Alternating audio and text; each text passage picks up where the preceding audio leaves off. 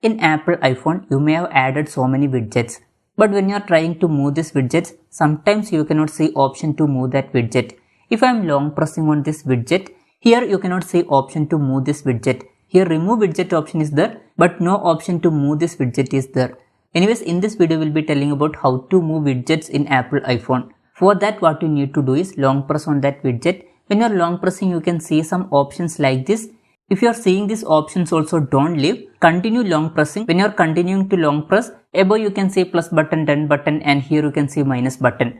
After this, you can move this widget. For example, I want to move this widget to here. For that, after this minus button appearing, long press on that widget and you can move this widget. I am moving this widget here. When I am moving this widget, the widget that was here will be moved to this place. After every arrangement is completed, here you can see done button, click on this done button, and when you are clicking on that widget will be moved. So this way you can easily move widgets in Apple iPhone. Hope this video was helpful for you. If you find it helpful, consider subscribing. See you in the next video.